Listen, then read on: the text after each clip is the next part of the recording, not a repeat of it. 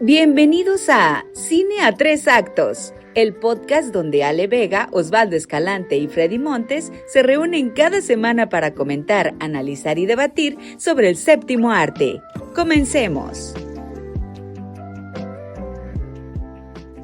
Bienvenidos, damas y caballeros, a un nuevo episodio de Cine a Tres Actos, ya el episodio número 28, o lo que sería nuestro tercer episodio de esta segunda temporada. Quien les saluda, Osvaldo Escalante, muy gustoso de que nos pueda acompañar una semana más con un episodio que, además de ser, ahorita lo presentaremos con bombo y platillo, pero bueno, además de ser un episodio que nos encanta porque nos agarramos a chingazos, pues también tenemos una sorpresa preparada para el tercer acto en las recomendaciones. Pero no me encuentro solo, me acompaña por acá como todas las semanas el buen Freddy Montes, hasta el Estado de México, hasta aquellos rumbos donde es el único que al parecer no le va al Toluca, y donde este último fin de semana pues se encontró ahí con algunas complicadas elecciones. ¿Qué quería? ¿Que perdieran las Chivas al ser el clásico rival del América, o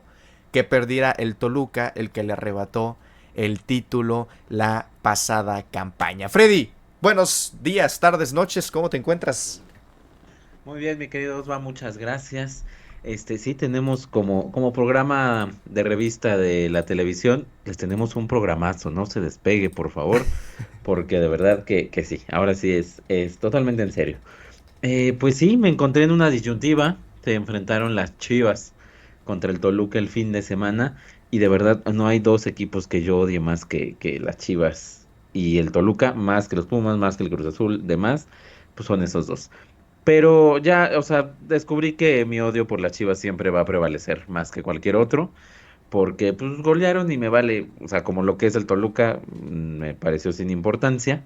Si hubiera sido al revés, quizás se hubiera dicho que hueva estarlos aguantando con sus aires de grandeza.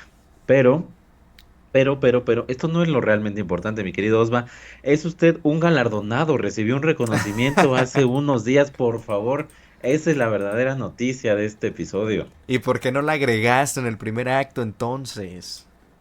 No, porque quiero que me la platiques tú así como de compas, no de noticia. Ah, no, pues muchas gracias, Freddy. Pues sí, ahí hubo hay un club juvenil de ayuda, así se llama acá pues en la De ciudad, Alcohólicos Anónimos, ¿no? tal cual, tal cual. No, es algo serio, Freddy, por Dios. Estuvo hasta el alcalde, por Dios. No Ay, andes no, diciendo perdón, esas cosas.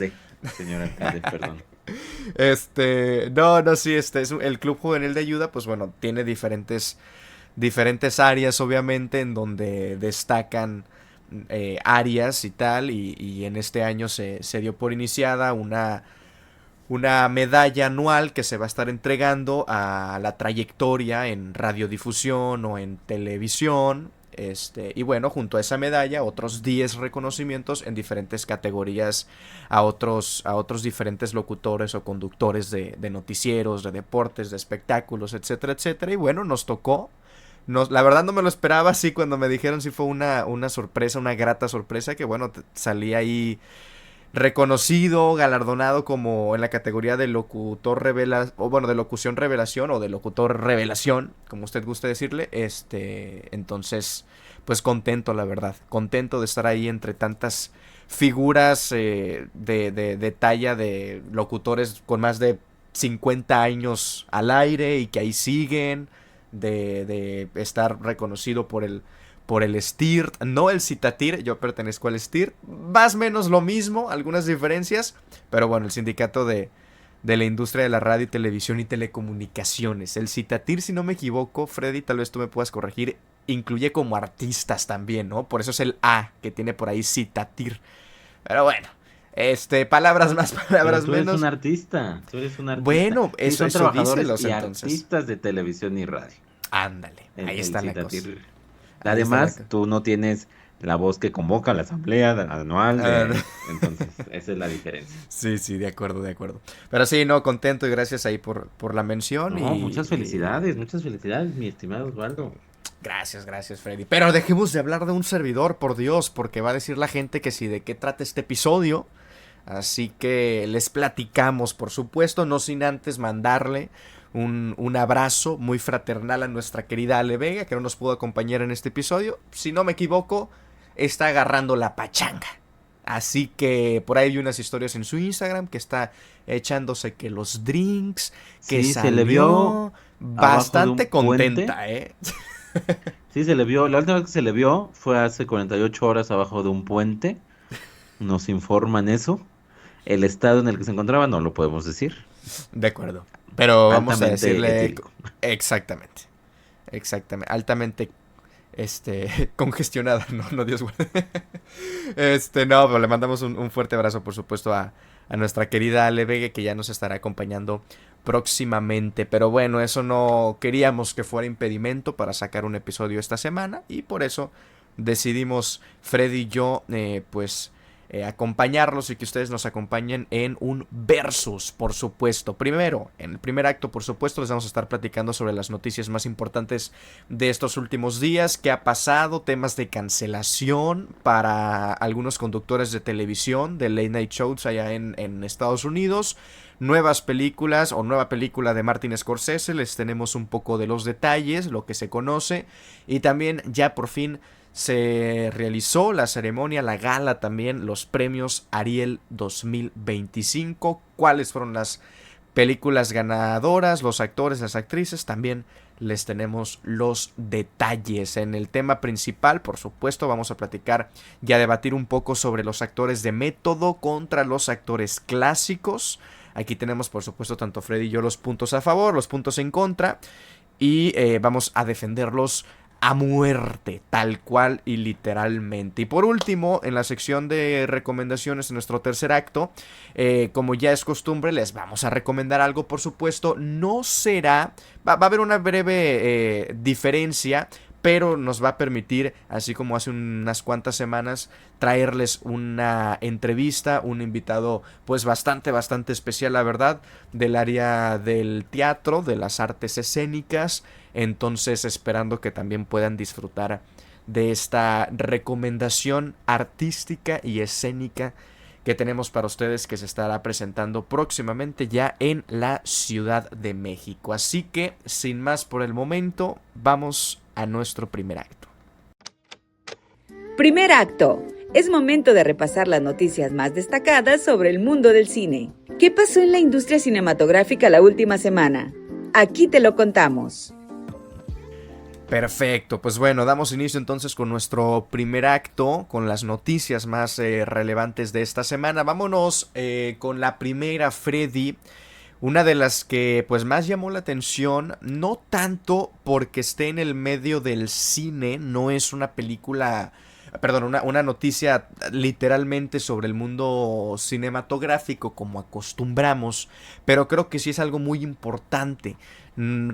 Frecuentemente, ¿no? Hemos estado trayendo noticias de la inteligencia artificial, de cómo puede afectar también al mundo del séptimo arte, y también creo que al final de cuentas pues esta es una noticia que puede de cierta manera afectar también el mundo del séptimo arte. ¿Qué pasó? Pues bueno, si usted no se ha enterado, recientemente asesinaron a Charlie Kirk, quien fue, pues bueno, vamos a...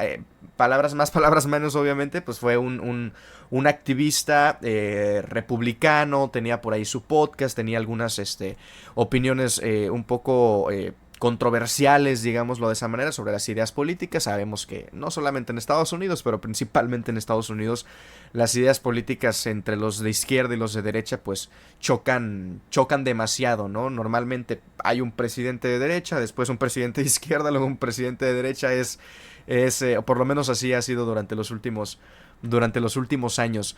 Asesinaron durante un meeting a este activista, Charlie Kirk, y pues como podrán darse cuenta, pues hubo muchísimas opiniones. Obviamente no se justifica un asesinato, ni mucho menos. Hubo muchísimas opiniones, entre ellas una de las que más destacó fue la de Jimmy Kimmel, ¿sí? El que ha conducido los Óscares, el que tiene su propio late night show, por supuesto. En Jimmy Kimmel Live, la semana pasada, pues dijo lo siguiente, y lo voy a citar: La pandilla MAGA está tratando desesperadamente de caracterizar a este chico que asesinó a Charlie Kirk como cualquier cosa que no sea uno de los suyos y haciendo todo lo posible para sacar provecho político de ello. Básicamente, pues está acusando a los de derecha, y a Donald Trump incluso también lo acusó, de que no les duele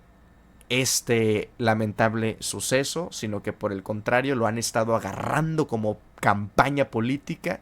Y pues recientemente, de hecho el día de hoy cuando estamos grabando este episodio, salió una escena muy The Voice, o sea, muy la ficción superando la realidad tal cual, en donde la esposa, donde hay como un homenaje de este hombre, y invitan a la esposa, está Donald Trump, diferentes personalidades, y pareciera como si fuera el Super Bowl, pareciera como si fuera el show de medio tiempo de la Champions League, o sea, una cosa así medio extraña, como si fuera un concierto en donde exponen también allá a la esposa a ciertas cuestiones, pero bueno, ya sería ampliar muchísimo la noticia. Lo importante y lo principal es que Disney, o quien está detrás al final de cuentas del ABC y de este Late Night Show de Jimmy Kimmel, pues decidió cancelar o por lo menos poner en pausa este Late Night Show debido a estas opiniones. Justamente hoy que estamos grabando este episodio ya hay una continuación. De hecho, el día de mañana, martes, regresa este show después de una semana sin nuevos episodios, digámoslo de esa manera. Pero queda esa duda, queda ese sentimiento, Freddy, y aquí te doy la palabra, sobre qué platicaron, sobre qué se dieron, sobre la censura, sobre si entonces ya no se puede estar dando opiniones sobre lo que pasa en el área política, porque entonces si no le cae bien al presidente o alguna esfera de la alta sociedad política, digámoslo de esa manera, te van a cancelar el programa y te van a meter a la incubadora, digámoslo de esa manera también. Entonces es complicado al final de cuentas, y se va a saber durante los próximos días si, por ejemplo, Jimmy Kimmel regresa a su programa disculpándose, ¿no? Ahí creo yo que sería complicado, no porque no se pueda disculpar, sino porque al final de cuentas estaría cediendo y dejando de platicar o de contar sus opiniones reales con tal de mantener su trabajo al final de cuentas. Pero ¿qué te parece todo este tema, Freddy? Que pues es bastante complejo, la verdad. Sí, sí, sí, es un tema que trae historia detrás. Uno, ojalá no se disculpe. Dos, Jimmy Kimmel tiene derecho a decir pues lo que él quiera, sobre todo en este asunto, y sobre todo siendo en este formato de late night, pues algo básico, ¿no? Este monólogo de entrada, donde pues hacen comentarios sobre muchas cosas que pasan en la sociedad, y la política nunca ha estado exenta de eso, es parte de. Incluso cuando en México recientemente se intentó un formato muy similar, no recientemente, hace un rato, pero con Arad de la Torre, pues esa era la idea, abrir con un monólogo donde hablara sobre la política y demás. Obviamente desde un aspecto satírico, y no tiene por qué ser con respeto ni demás, son opiniones sobre lo que sucede, si no serían simples noticias. Entonces, en eso estoy totalmente de acuerdo. Lo interesante aquí es que pues Jimmy Kimmel está del lado pues fue un comentario en contra de la derecha, de Donald Trump, de los republicanos, lo cual pone a Jimmy Kimmel, y siempre lo ha sido, del lado pues de la derecha, de los demócratas, de insisto, este partido demócrata, no siempre, pero recientemente cercano a Hollywood, al mundo del espectáculo. Entonces, es interesante porque cada comentario que se ha hecho en contra de la izquierda, en contra de los ideales de izquierda, en contra de este tema progresista, ha sido objeto de cancelación a lo largo no voy a decir del mundo, pero al menos lo hemos vivido en México, se ha vivido en Latinoamérica y sobre todo en Estados Unidos. Tú haces algún comentario en contra de la izquierda, alguno de sus ideales, de lo que sea, y estás cancelado y te tienen que dejar sin trabajo porque es discurso de odio, eres intolerante. Y ahora es al revés, al tener el poder, llamémoslo así, y el control de la conversación, la derecha en Estados Unidos ahorita, tras el triunfo aplastante de Donald Trump, pues nos encontramos con eso, con que ahora la derecha es quien le dice a la izquierda, esto, o sea, este discurso merece que seas cancelado. Obviamente a la izquierda no le gustó, pero es lo que llevan años haciendo, años cancelando a la gente porque no les gustó lo que dijo, etcétera, etcétera. Entonces, pues aquí creo que sí puede ser o debería de ser un buen punto de inflexión para decir, pues sí, Jimmy Kimmel tiene derecho a decir lo que sea, como un presentador de noticias de derecha o de espectáculos o lo que sea de derecha, tiene derecho a decir lo que sea.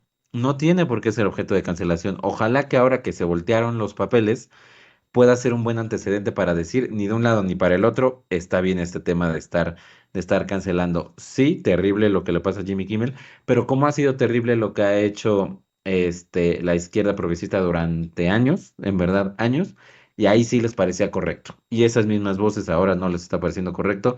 Es donde es ilógico. Ojalá, de verdad, no afecte ni a un lado ni al otro, no es la idea, sino que todos podamos entender que es parte del trabajo, son opiniones y no se tiene por qué estar haciendo estas cancelaciones ni de un lado ni para el otro. Ahorita le tocó a alguien de izquierda, pero durante mucho tiempo ha sido a los discursos de derecha y de ningún lado está bien y de ningún lado porque no nos gusta o no estamos de acuerdo, tenemos que pedir que se cancele a alguien. De acuerdo, de acuerdo. Digo, habrá quien dirá que, bueno, pues al final de cuentas está trabajando bajo una empresa que tiene sus políticas y la empresa está en su derecho de cancelar el programa por lo que sea. Me imagino que tienen un punto, pero se está poniendo la propia empresa también en una posición ok, pues somos tiranos, güey. Ok, tengo un programa en donde se supone que es para todo tipo de temas, invitados y tal, y entonces ya lo estás segmentando únicamente a ciertos invitados políticos, o ciertas ideas, ciertas opiniones, ciertos comentarios, y ya le quitas entonces también esa libertad de expresión del conductor o Que de del, hecho, del ya, que ya está nada más ahí. para cerrar y no extendernos, obviamente hubo mil voces del mundo del entretenimiento en contra de esto. Una de esas es Pedro Pascal, por ejemplo, que dijo que estaba en contra de esto. Pero a la compañera de reparto de Pedro Pascal, en The Mandalorian me parece, le hicieron lo mismo, solo que ella, como fueron comentarios pro derecha, o sea, en contra de la izquierda, del progresismo, ahí sí Pedrito Pascal, aunque sea su compañera de reparto, calladito, no dijo nada, no le importó, y ahora sí le importa. O sea, es la muestra de que esto es mero discurso, no es otra Sí, sí. cosa que mero discurso y tiene que ser igual para todos lados. Tal cual, tal cual. Pero bueno, entonces dejamos este tema complejo que seguramente no será la última vez que platiquemos sobre algo así. Y pues porque es complicado también porque puede llegar a pasar en el tipo de historias que veamos más adelante en el cine. Pasamos justamente a una de las noticias más importantes, quiero decirlo así, de todo el 2025, porque así debe de ser tratada esta noticia. Y es que The Great, The One, The Only, Martin Scorsese se prepara para dirigir su próxima película. El señor de ya 82 años, pues sigue con ganas de dirigir, por supuesto. Eso es algo de lo que nosotros estamos más que contentos porque nos lo ha demostrado en sus últimas películas que la edad pues no es un impedimento para seguir derrochando arte. Y ahora se ha confirmado que ya se encuentra en negociaciones, es decir, en una etapa de preproducción apenas, para comenzar a desarrollar la película What Happens at Night, lo que sería una adaptación de la novela de Peter Cameron. Según diferentes fuentes, en específico, por ejemplo, Deadline, sería una película que estaría comenzando a grabarse a inicios del próximo año, en enero del 2026, y que contaría con dos actores principales, uno de ellos a quien ya lo hemos visto en las últimas películas, o por lo menos de este siglo, de Martin Scorsese, que sería Leonardo DiCaprio, y a quien se le estaría sumando Jennifer Lawrence también en este reparto estelar, digamos. No se conoce quiénes van a acompañar el elenco, no se tiene muchísimos más detalles. Queremos suponer que sería el equipo técnico, digámoslo, de cabecera de Martin Scorsese, como suele pasar en todas o en la gran mayoría de sus películas. Pero bueno, Freddy, de verdad, eureka, porque creo que es una, es una gran, gran noticia. Y justamente platícanos un poquito sobre esta historia, qué podemos esperar sobre What Happens at Night, de qué trata esta novela y pues qué tan emocionado estás por lo nuevo de Martin Scorsese. Sí, bastante, bastante, por supuesto. Obviamente, a ver, algo nuevo de Martin Scorsese ya es motivo suficiente para emocionarse, lo has expresado bien. Está con DiCaprio, que es una dupla que funciona bastante bien, entonces también hay otro motivo para emocionarse, pero a mí en lo personal, vamos, no más que lo de Scorsese, pero eso ya tú lo tocaste. A mí me da un gusto enorme ver en proyectos como estos a Jennifer Lawrence. Yo lo he dicho hasta el cansancio, es una actriz inmensa, en verdad inmensa, que sí tiene su Oscar, sí tiene grandes proyectos serios, pero creo que se ha aligerado un poco, quizá no se le ha dado tanto reconocimiento, ganó el Oscar muy joven y obviamente eso te lleva también a tener críticas y ha seguido con este estigma. Tampoco es para muchos la más atenta con la gente, con los medios, la más agradable. Entonces, ha tenido, yo no estoy de acuerdo con eso, pero ha tenido su club de enemigos y de haters a lo largo de su carrera. Pero yo soy feliz de esta noticia de poder ver a Jennifer Lawrence desarrollándose con un director de época, un director histórico. Me llama mucho la atención, va a ser muy interesante. Estoy seguro que va a sacar lo mejor de ella y no solo Scorsese, sino que ella va a poder exponer lo gran actriz que es. Sí, de acuerdo, digo, es un gran elenco, podría llegar a ser una gran mancuerna. No tengo recuerdos, ya sabes, Freddy, que yo soy de muy mala memoria, de si han protagonizado alguna película juntos. Leonardo DiCaprio y Jennifer Lawrence, o sea, me Sí, acuerdo. estuvieron en... Ay, madre santa, ¿cómo se llamaba? Not Look Up, algo así, Ah, Don't de Look que Up. iba a llegar un meteorito Cierto, y no sé cierto, qué la de chingados. Adam McKay. De acuerdo. Exactamente, bastante pedorrilla, entonces sí dan ganas sí, bastante, De de acuerdo. verlos en un proyecto de verdad. Excelente, pues bueno, ahí está, estaremos dándole seguimiento, por supuesto, a esta próxima película, el próximo proyecto de Martin Scorsese. Y bueno, cerramos entonces, Freddy, de manera breve con la última noticia de este primer acto, que serían los ganadores de los premios Ariel 2025 que se llevaron a cabo ya hace unos cuantos días, en donde La Cocina de Alonso Ruiz Palacios obtuvo 5 Arieles, incluyendo Mejor Guión Adaptado y Mejor Actor para Raúl Briones. También por ahí Mejor Ópera Prima, Mejor Guión Original, se lo llevó la No Nos Moverán de Pierre Saint Martin. Mejor largometraje documental fue para Tratado de Invisibilidad de Luciana Kaplan. Y el Ariel de Oro fue entregado a Jacqueline Andere, Patricia Reyes Espíndola y el Sindicato de Trabajadores de la Producción Cinematográfica. Y bueno, por supuesto, quien se llevó el Ariel a Mejor Película, además de dirección y coactuación femenina, fue Sujo o Suyo de Astrid Rondero y Fernanda Valadez, la historia de un joven que intenta escapar de la sombra de su padre narcotraficante. ¿Qué opiniones, Freddy? Tú que creo que entre los dos, si llegara Ale, yo creo que tenía competencia, pero entre los dos creo que fuiste el que más películas vio de esta terna, de esta temporada. No ganó Rooney Mara mejor actriz, Freddy. Y lo comentábamos cuando dimos las nominaciones, todo este despapalle que se armó. Uno, porque no estaban nominando a todos, y luego cuando incluyeron a Rooney Mara, que es una actriz de Hollywood internacional. ¿Por qué se incluye? ¿Por qué le quita el lugar a los mexicanos? Ya lo comentamos eso en el episodio en su momento. El tema aquí, bueno, no se veía que fuera a ganar. Aquí lo interesante es quiénes se llevan los premios grandes, la gran ganadora, por así decirlo, sí, Sujo de Astrid y Fernanda, de Astrid Rondero y Fernanda Valadez, es la gran ganadora porque se lleva mejor película y mejor dirección. Sin embargo, la que se lleva más premios es la película de Rodrigo Prieto, que es Pedro Páramo, se llevó 7 galardones. El tema es que todos fueron en lo técnico, ¿no? No tanto por el tema guión, dirección, etcétera. Por ahí, en el tema de las actuaciones, se lo llevó Luisa Huertas a Mejor Actriz por No Nos Moverán y Mejor Actor Raúl Briones por La Cocina.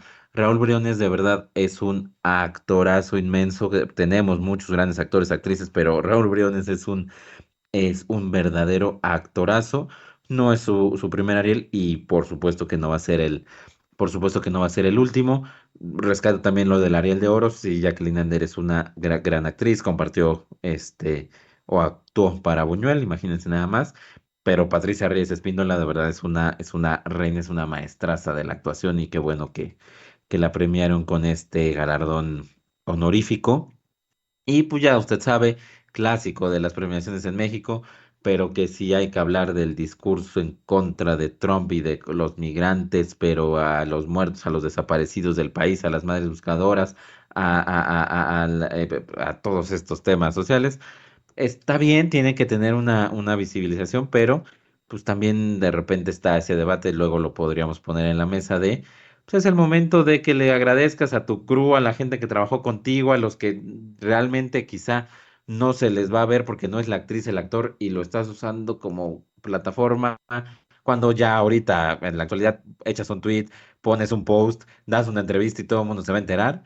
No lo sé, ya luego lo podremos debatir. Ando muy amargado hoy, creo, me parece. Esperemos que no se sostenga. Pero ahí está mi comentario de los Ariel 2025. Sí, bueno, una ceremonia que se vivió y que se...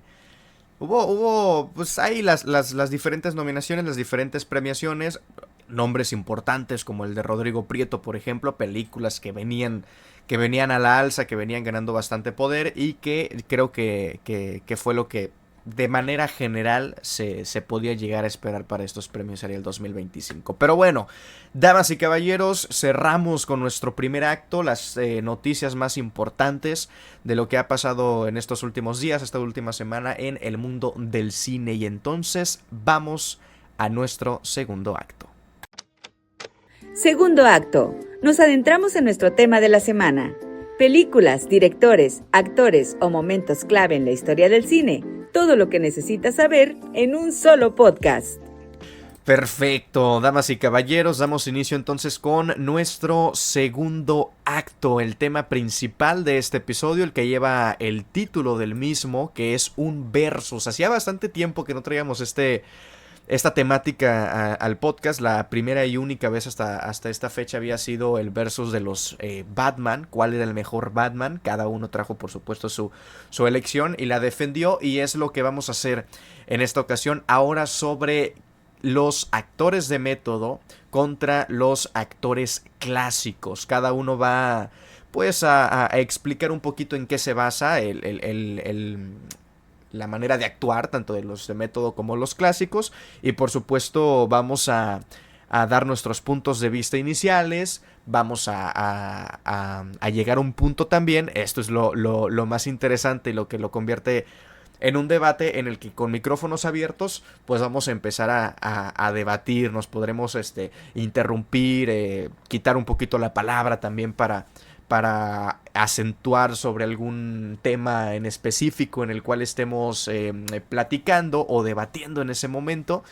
Y bueno, al final intentaremos, sabemos que es difícil porque cada quien trae la suya y la busca defender, y de cierta u otra manera la verdad es que creemos lo que vamos a decir, estamos compartiendo también opiniones personales, pues vamos a intentar, si se puede, y no a lo mejor llegamos a una conclusión muy concreta, pues a lo mejor podremos, creo yo, ceder en algunos puntos, porque yo sí considero, por supuesto, que tanto los actores de método tienen sus cosas buenas como los actores clásicos. Entonces, le damos con este versus, con este segundo acto, y le doy la palabra a Freddy para que nos platique sobre la actuación de método. Freddy, es la que te tocó porque hicimos un chinchampú, porque hicimos un piedra, papel o tijera. Y fue la que te tocó y la que vas a tener que defender a muerte. Pero explícanos brevemente cuál es la actuación de método, y ya en un momento más le damos con nuestras primeras defensas. Sí, yo no estoy dispuesto a ceder en nada. Yo estoy dispuesto a acabar contigo. Quiero hacer esa aclaración. Y dicho lo anterior, procedo. Actores de método. ¿Qué carambas es un actor de método? Usted que nos está escuchando y dice, pues nomás llegas y actúas y ya. Como dirían Enrique y George, pues llegas, dices cosas y te vas. Pues no tanto así. Resulta que hay en los inicios del teatro, que es precursor obviamente de la actuación en cine, lógicamente, pues está estos inicios donde pues los actores tenían que exagerar mucho. De hecho en el inicio del cine lo vemos, que traen una inspiración muy teatral, porque hacían esto, no era de expresar mucho, como ser muy, gesticular mucho y demás, pero hasta ahí, no era tanto un trabajo físico y sobre todo no era un trabajo emocional. Y de repente empieza sobre todo un tipo de método, por eso se llama actores de método, actuación de método, el método Stanislavski, que parte de lo hecho entre otras cosas, maestro de actuación, que es Konstantin Stanislavski. Y él decía, bueno, es que la actuación no tiene que ir únicamente por el tema de lo que expresas y ya, tiene que ser algo más físico para poder meterte en el personaje, en lo que estás actuando y además sentimental. Entonces, ¿qué le decía a sus actores? ¿Qué fue de las cosas que maduró en estos jóvenes que estudiaban teatro y que posteriormente maduraron en el tema del cine? Bueno, a ver, si vas a hacer una escena donde estás notoriamente enojado y demás, pues no basta con que lo digas o hagas alguna cara. O sea, vamos, físicamente enójate, golpea una pared, empieza a moverte, empieza a agarrarte las manos hasta que explotes. O sea, llévalo también a lo físico. Hoy lo vemos muy normal, pero en ese tiempo eran otros métodos de actuación y no es tan normal, de verdad es un tema visionario. Y dos, en lo sentimental. Oye, es que es una escena donde tienes que llorar porque se acaba de morir tu mamá. Bueno, pues ¿por qué no empiezas a trabajar psicológicamente y en tu mente matas a tu mamá? Tú. ¿Para qué? Para poder estacionarte en esta realidad y poder actuar esta realidad, ¿no?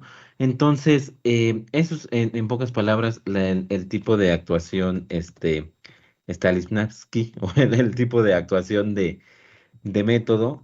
Y de hecho, ahorita para darle la palabra a mi buen Osva, hay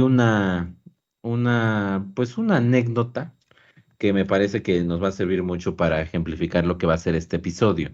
Y es que en el rodaje de la película Marathon Man de 1976, con Dustin Hoffman y Laurence Olivier, pues de repente el personaje de Dustin Hoffman, a quien él interpreta, que es el maratonista, este tipo que está ya, es un corredor de maratón que sufre de insomnio, lleva días sin dormir, está en la locura. Pues para poder llegar a esta actuación, Dustin Hoffman se metió en el papel y empezó a correr y empezó a dejar de dormir y de repente antes de actuar empezaba a llevarse a él al límite para poder meterse en el personaje.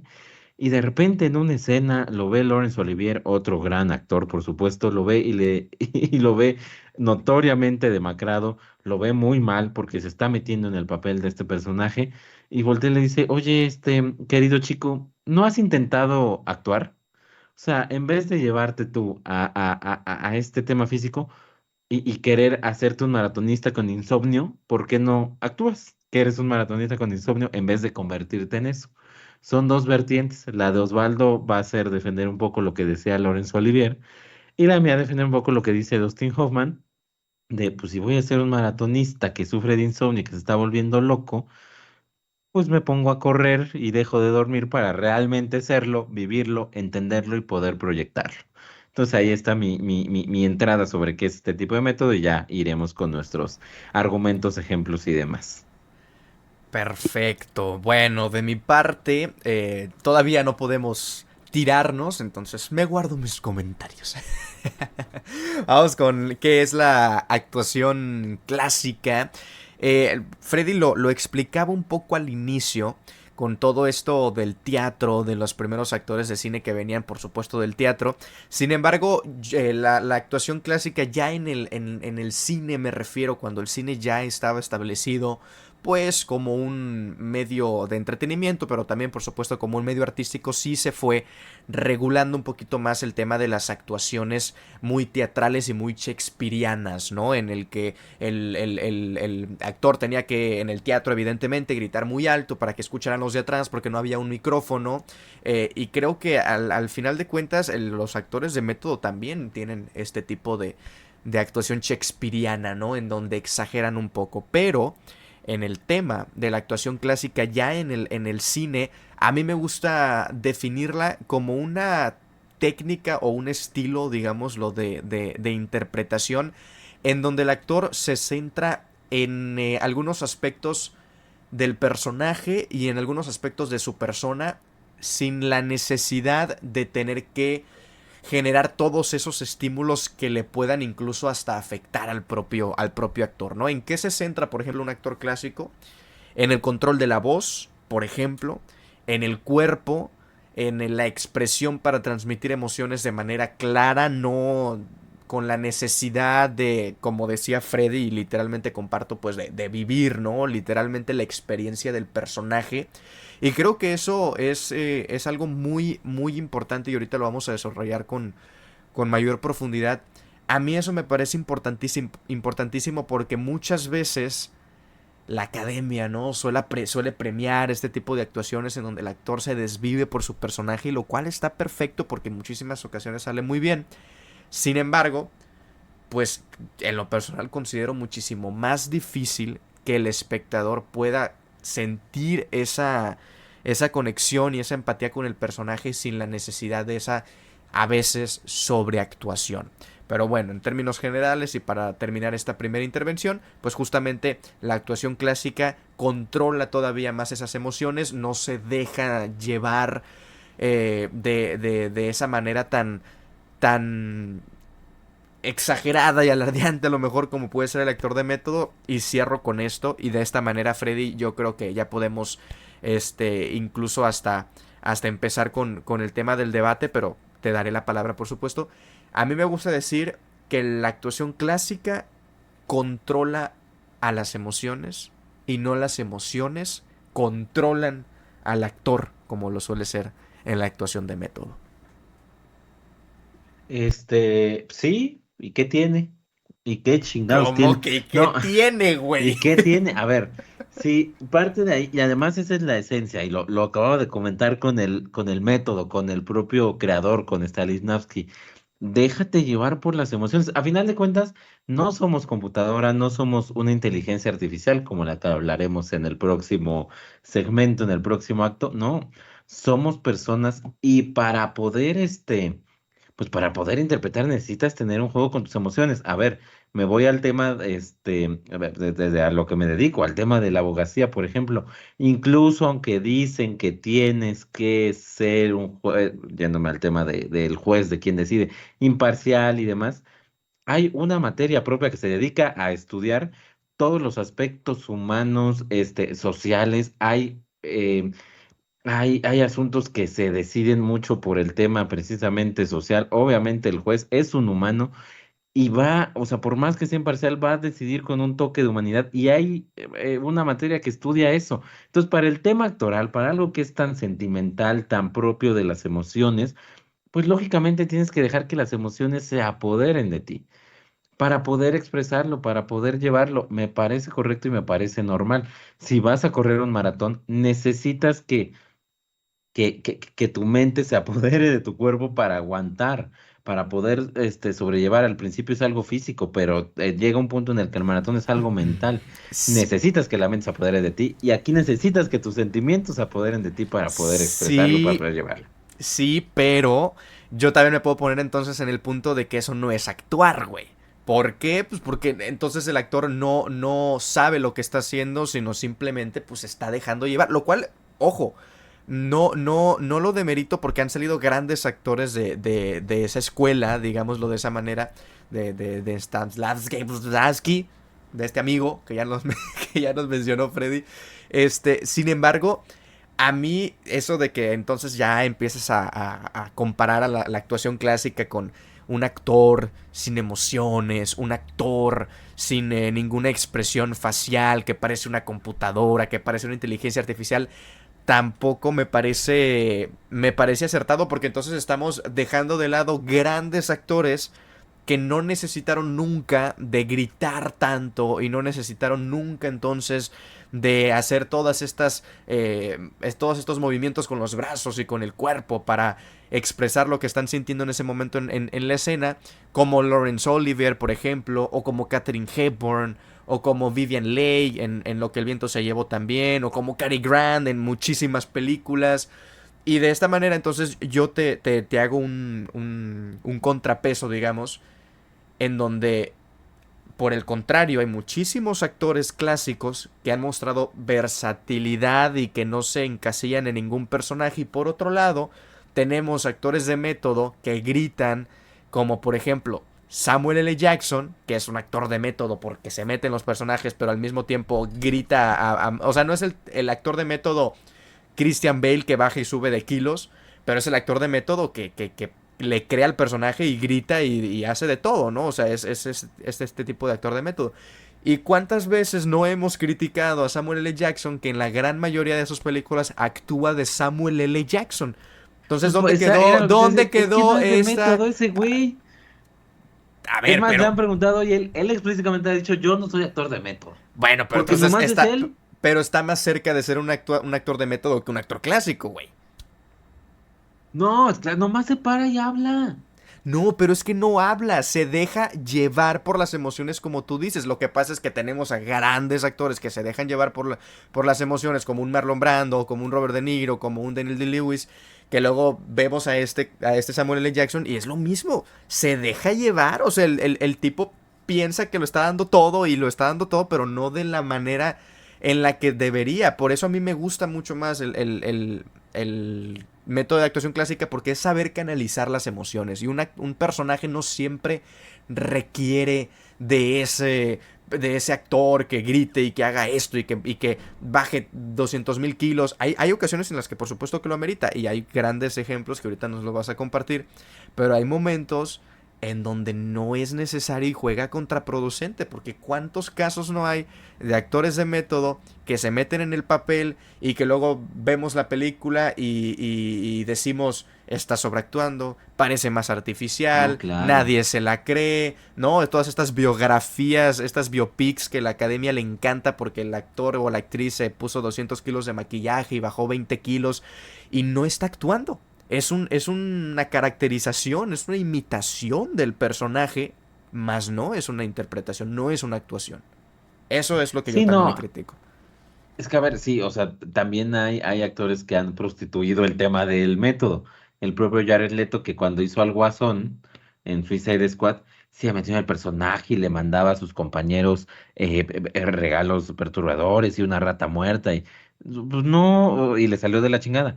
Y pues así es porque no te estás metiendo en nada, simplemente le estás haciendo a la payasada. Pero Robert De Niro para Taxi Driver, que es una de las grandes actuaciones de la historia, él se fue a vivir a una base militar para entender cómo venía este tipo, luego regresa y se queda sin dormir porque este tipo tenía insomnio y no dormía. Entonces, a partir de esto y de este entendimiento y de esta complicidad con tu personaje, pues es que lo puedes llevar a la realidad. A ver también, oye, es que ponte mañana a actuar como un ex militar. Pues puedo intentarlo, pero ¿cómo chingados si nunca he vivido ahí, si no sé realmente cómo es o qué vivencias traen o qué dolores traen? Y por Entonces, eso es que un actor clásico, sin necesidad de haber vivido en una base militar y sin necesidad de haberse encerrado 30 días para interpretar un personaje, lo hace, porque pero sabe le va a salir actuar. feo. No le va a salir Le va... feo, no ¿Cómo necesariamente. chingados vas a actuar No algo que no conoces? necesariamente. Bueno, pues ¿Cómo vas a por eso actuar son algo que no actores, conoces? güey. Por eso se dedican a la actuación, porque son actores. Entonces me vas a decir que tú te crees cuando un actor sale llorando en alguna entrevista porque le preguntaron algo. Sí, habrá veces en las que sí, pero está actuando, güey. Al final, o sea, no Está me refiero actuando, a que a pero lo mejor está actuando. porque sabemos llorar y porque hemos visto a gente actuar, ¿cómo chingados vas a saber qué hace un militar en un entrenamiento si nunca has visto un militar? Bueno, porque Necesitas tener un cierto entendimiento, un estudio. Claro, claro.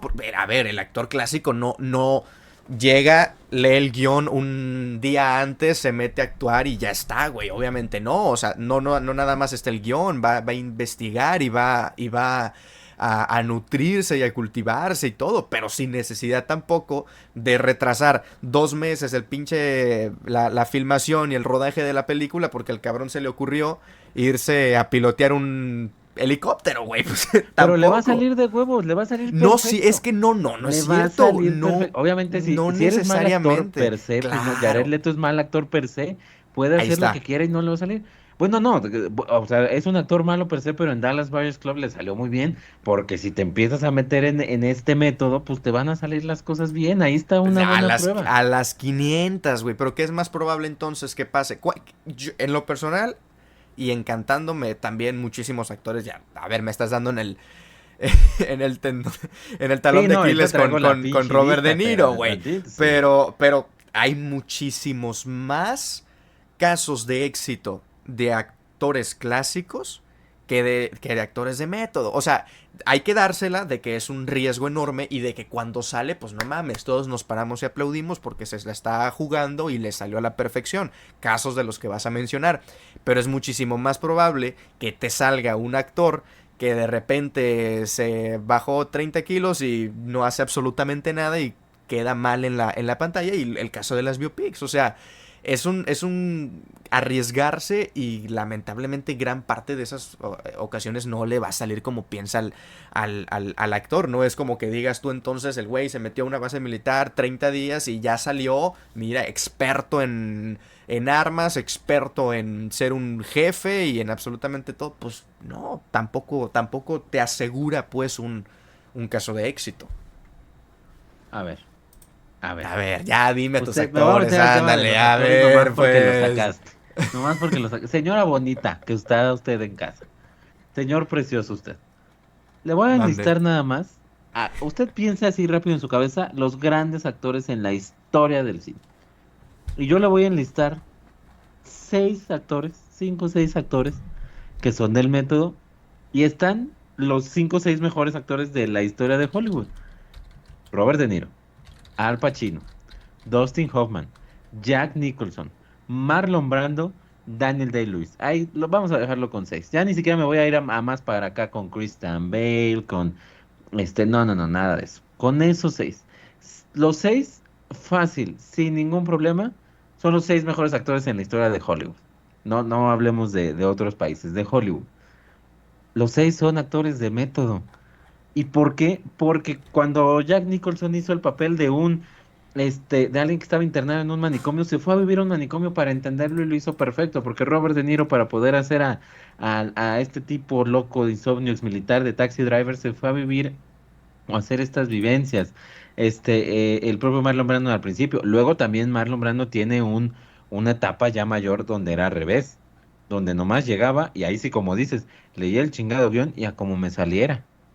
Y lo hacía bien también, pero no se compara con las grandes actuaciones que tenía cuando lo hacía desde el método. Daniel Day-Lewis, literal, o sea, si tiene el papel del carnicero y el carnicero nada más se le va a ver cortando la piel, la carne, en una escena de 3 segundos, pues el cabrón se fue a una carnicería a trabajar para hacer el corte para esa escena perfecto. Eso es chingado compromiso y se tiene que agradecer. Y te juro por mi vida que a mí no me sale el corte tan bien como le sale a él. Y es parte de lo que proyectas a la gente.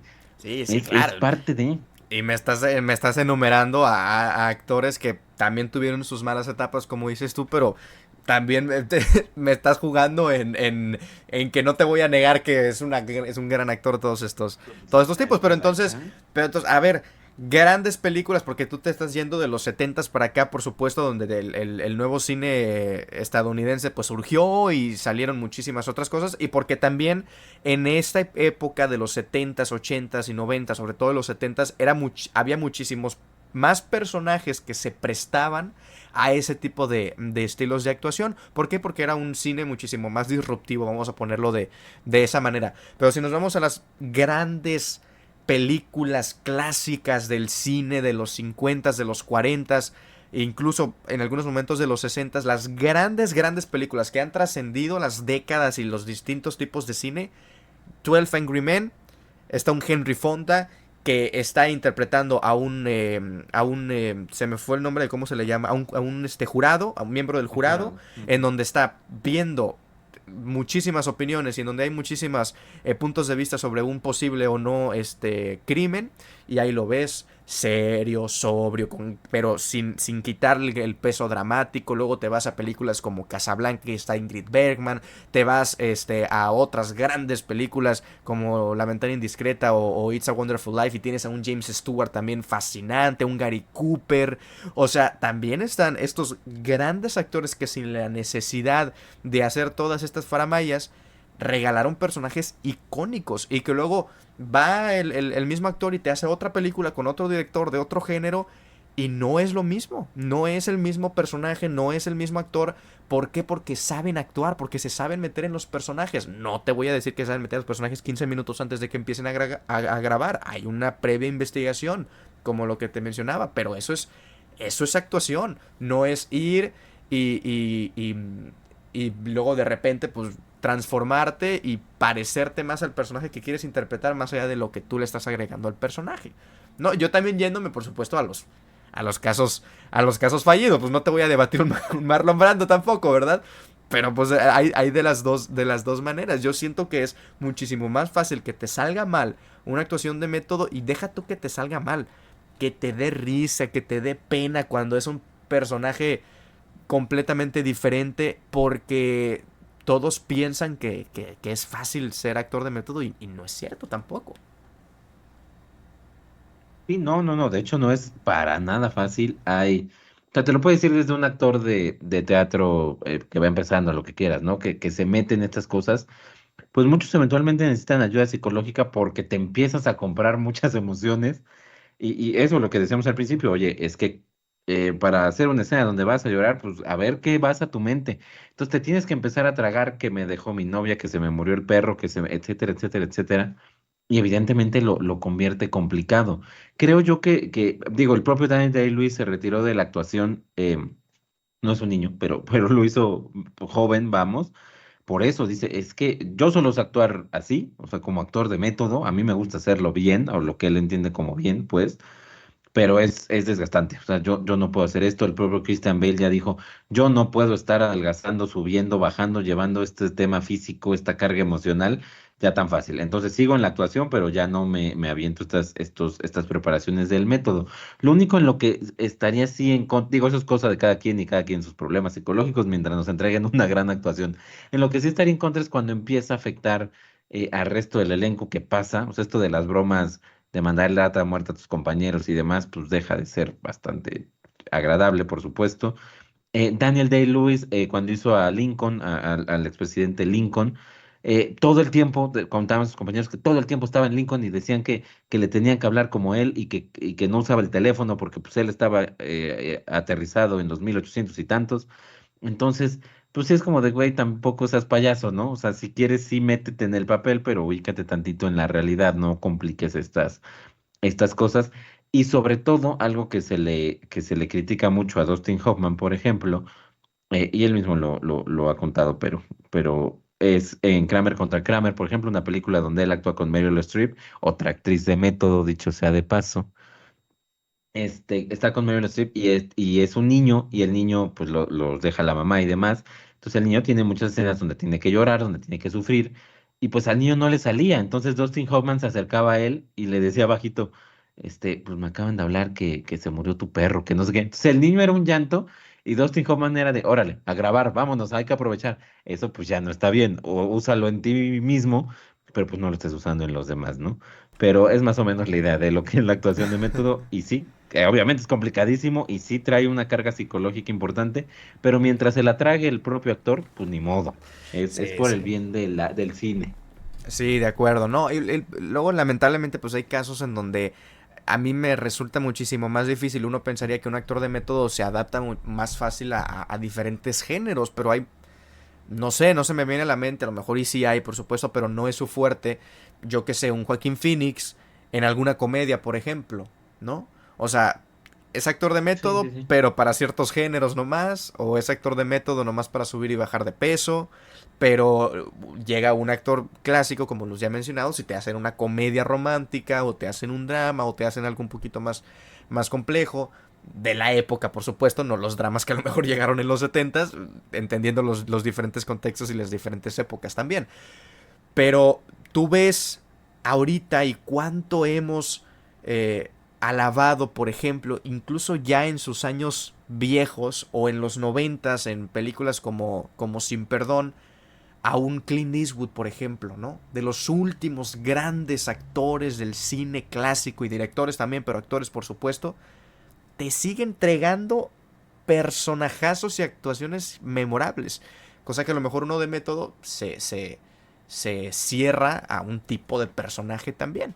Entonces, sí es más menos, porque al final de cuentas, pues no vamos a demeritar al otro. Y creo que ya se nos está justamente acabando el tiempo, Fred. Entonces, sé que no vamos a llegar a una conclusión tal cual, pero sí creo que podemos hacer el ejercicio entonces de reconocer una o varias cosas buenas que pueda tener la diferente, Sí. el otro punto de vista, ¿no? No sé si quieres conversar tú. Sí, y mira, o sea, voy a hacer esta conclusión y me voy a basar en un solo actor que es mi actor favorito de, del cine estadounidense, Jack Nicholson. Y lo decía, sí, Jack Nicholson para su papel en One Flew Over the Cuckoo's Nest, donde entra a un manicomio y se hace pasar por loco, pero es un excarcelario, etcétera, se fue a vivir a un manicomio para poder entender, para poder representar, para saber qué era lo que sufrían, lo que vivían, cómo podría dentro de esta película donde actúa ser un loco, porque no lo es, o actúa ser una persona con esta condición psicológica, cómo poderlo llevar a cabo para actuar dentro de su actuación, o sea, algo muy fascinante. Pero también Jack Nicholson en muchas películas, no solo en la que voy a mencionar, pero cuando hizo al Guasón en Batman, pues Jack Nicholson por contrato podía llegar a la hora que quisiera porque un día antes estaba en el básquetbol y luego estaba de fiesta, entonces llegaba tarde, entonces lo maquillaban. Entonces él ahí en el maquillaje medio leía el guión y vámonos y le salió perfecto a lo que es que es mejor el de Joaquín Phoenix, es que es mejor el de Heath Ledger. Lo que le pidieron para esa película, para ese momento, él lo hizo perfectamente. Y ya en muchas películas, insistir en su época también final, pues ya en muchas era Jack Nicholson, ¿no? Este señor, arrogante, pero como amargado, pero que tiene corazón, este papel que mantuvo como muy suyo durante mucho tiempo, y literal, y lo dice quienes han trabajado con él en esta etapa final, pues él venía al set y cumplía y punto, pero lo hacía perfecto. Entonces, pues tiene estas dos dualidades y a final de cuentas, cualquiera de las dos, mientras funcione en pantalla bien, es válida. Lo único que yo sí siento es que por simple inercia y naturaleza, si estás teniendo toda la preparación para hacer a un esquimal y te vas a vivir a un iglú y a la Antártida y lo que quieras para hacer un esquimal, pues te va a salir, es muy difícil que te salga mal. Y si lo haces de método, digo, si lo haces de forma clásica, pues va a ser difícil incluso que sepas cuál es la vida o cómo lo hacen. Ya partamos de ahí. O sea, si tienes un antecedente lo puedes actuar, pero ¿de dónde partes? Y es ahí donde para mí está la magia de la actuación de método y por qué la vine a defender en este episodio. Bueno, pues así las cosas. Yo la verdad sí voy a, sí, obviamente hay muchísimas grandes actuaciones de las dos maneras. Grandes actores y actrices son de método, grandes actores y actrices son clásicos, que últimamente son más los de método. Creo que, como decía Freddy, se ha prostituido un poco el actor de método, porque ahora cualquiera siente que lo puede hacer y no es el caso. Entonces hay que saber cuándo hacerlo. Yo eso es lo que digo. Lo que pasa con los actores de método muchas veces es que no saben cuando no lo requiere el personaje, o a veces lo requiere el personaje pero tampoco lo saben llevar, y eso pues no es algo que pase muy frecuente del otro lado. Pero bueno, los invitamos a ustedes que nos estuvieron escuchando, pues que nos compartan a través de nuestras redes sociales, @cine3actos, o de nuestras redes personales, pues sus puntos de vista, si creen que se nos pasó mencionar algún actor, alguna actriz o algún punto a favor o en contra. Tomen sus bandos, y no vamos a ser tampoco tan radicales como para ir a un meeting y ya. Ya ahí lo dejamos. Aquí se respetan las opiniones. Aquí se respetan las No opiniones. respetamos nada. No respetamos nada, chintego. Si estuviera Ali aquí, ya nos hubiera dado una buena pela a los dos. Pero bueno, Una buena muchísimas... pela, dices tú. Eh, sí, no lo extrapoles a otras cosas, por favor. Ok, Por no, favor. yo No tranquilo. lo extrapoles a otras cosas. Con eso terminamos nuestro segundo acto y vámonos con este tercer acto, que la verdad les tenemos preparadas muchísimas sorpresas. Tercer acto. Para cerrar, te dejamos las recomendaciones cinematográficas de esta semana. No te pierdas estas joyas que te harán disfrutar del séptimo arte desde otra mirada. Llegamos entonces a nuestro tercer acto dedicado a las recomendaciones de esta semana. En esta ocasión no les vamos a recomendar películas de plataformas, en cines, nada, nada de eso, algo diferente. Y créanme cuando les digo que es algo diferente. Y es que en la Capilla Gótica del Instituto Cultural Helénico, un recinto que ya por sí solo es atrapante, se estará presentando a partir del 25 de septiembre y hasta el 19 de octubre la puesta en escena Egregor, un performance multidisciplinario que explora una estética posgótica de la Ciudad de México en un posible futuro distópico donde las últimas personas orgánicas se refugian en la última capilla del mundo para proteger eso que los hace humanos. Si esto que les estamos diciendo no les ha parecido para su atención. Esperen a conocer más sobre este proyecto de la voz de su director Santiago Cumplido, un transdisciplinario, contratenor y director musical con una trayectoria internacional en ópera, danza, cine y performance, cuya formación abarca conservatorios de México, Inglaterra, España y Holanda. A través de sus obras, que integran música barroca, tecnología escénica y artes místicas, Santiago ha creado y dirigido espectáculos como Tzintzún, Ánima, Alma y Catrinesque, estos últimos como parte del parque temático Calaverandia. Es fundador del ensamble Contra Mariachi y la agencia Criaturas Anónimas. Así le damos la bienvenida a Cine a Tres Actos a Santiago Cumplido. Santiago, ¿cómo estás? ¿Cómo te encuentras el día de hoy? Muy bien, gracias. ¿Y tú? Realmente un gustazo estar aquí con ustedes. Muchas gracias. No, hombre, al contrario, un gusto tenerte aquí con nosotros y además, pues platicando de esta obra que ya viendo los visuales, viendo toda la información que tenemos y demás, de verdad que estamos gustosos de que nos platiques de ella, ¿o no, mi querido Osva? Sí, un gusto de verdad, Santiago, que nos puedas acompañar en este proyecto que es Cine a Tres Actos. Y justamente para dar inicio, ya platicábamos, ¿no? Brevemente sobre la premisa de esta puesta en escena, pero sabemos que es mucho más que eso. Y sobre todo en el fondo, ¿no? También es una obra con mucha forma. Así que nos gustaría que nos platicaras qué se va a encontrar el público, qué va a encontrar la audiencia cuando asista a la capilla gótica del Helénico. Es una puesta en escena con todas estas disciplinas que les conté, pero contando un mensaje muy poderoso, porque es muy actual, está sucediendo aquí y ahora. Es que es nuestra entrega, nuestra relación con la inteligencia artificial. Y no se trata de hacer una crítica o una contrariedad, sino nada más generar una reflexión, una serie de preguntas que quizá no nos estamos haciendo muchos, en torno a qué estamos construyendo, qué estamos co-creando juntos al relacionarnos de esta manera, entregándoles tanto tiempo, tanta energía a la computadora, a la pantalla, al aparato. Ya sabemos, ya tenemos años sufriendo un poco de esta obsesión con la pantalla, pero ahora que la pantalla está solucionándonos la vida, pensando por nosotros, creando por nosotros, razonando, sintetizando, investigando por nosotros, que estamos construyendo al futuro, ¿no?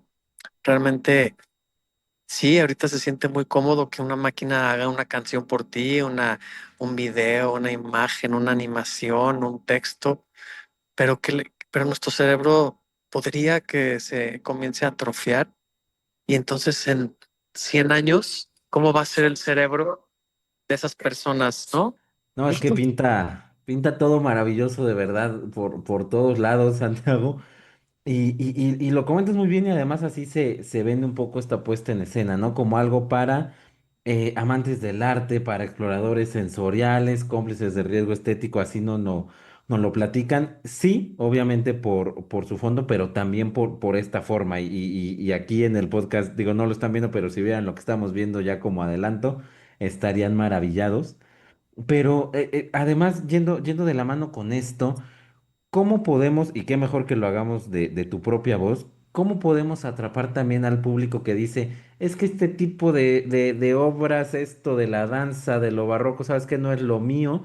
Y creo que a través, tú nos lo dirás mejor, de esta línea es un tema muy actual, es algo que estamos viviendo todos, quizá por ahí podríamos entrarle a la gente a decir, a ver, esto te va a atrapar aunque no sea tu tipo de teatro por esto.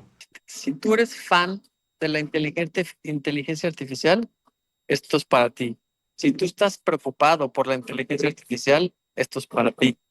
Si te gustan las experiencias distintas, revolucionarias, atrevidas, tecnológicas, esto es para ti. Es decir, estamos construyendo este espectáculo de una manera que no está sesgada hacia ningún ningún rincón. Realmente puedes venir y tomarte tu selfie, hacer una historia y te la vas a pasar bien.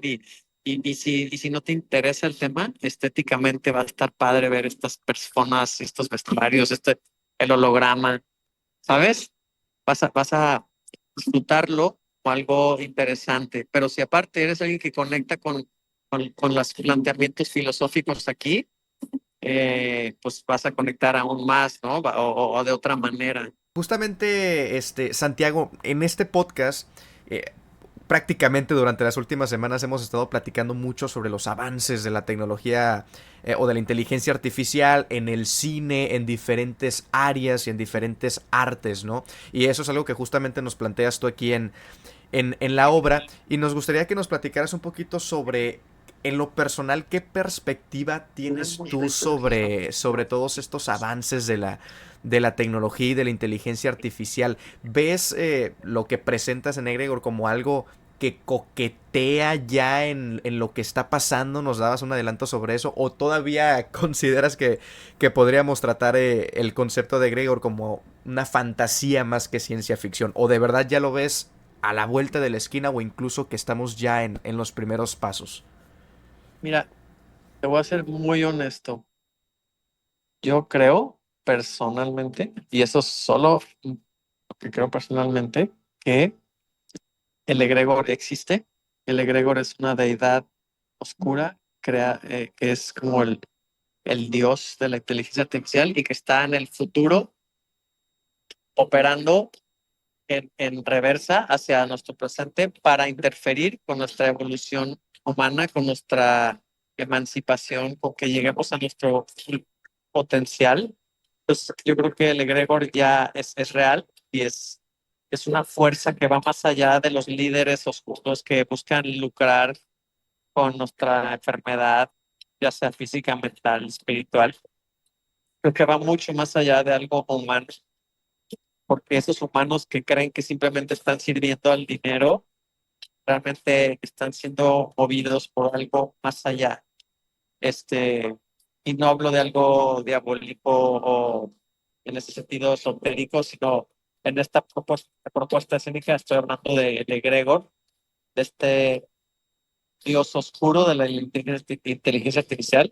Yo personalmente creo que ya está operando en nosotros, pero siendo un poquito más relajado al respecto, te diría que sí creo que estamos viendo los inicios. O sea, ya hay estudios que muestran que el cerebro está desfuncionando ya simplemente al estar usando tanto el chat GTP o cosas similares.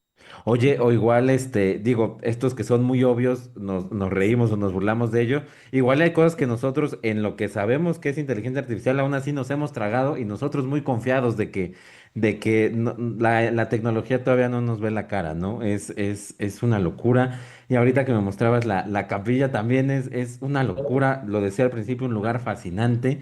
Y además, yo veía ahí en una entrevista que dabas que no construiste la obra y luego te fuiste a la capilla, que un día estando tú en la capilla, o más bien estando en este lugar, empezaste a decir, ¿qué puedo hacer aquí? ¿Qué puedo desarrollar aquí?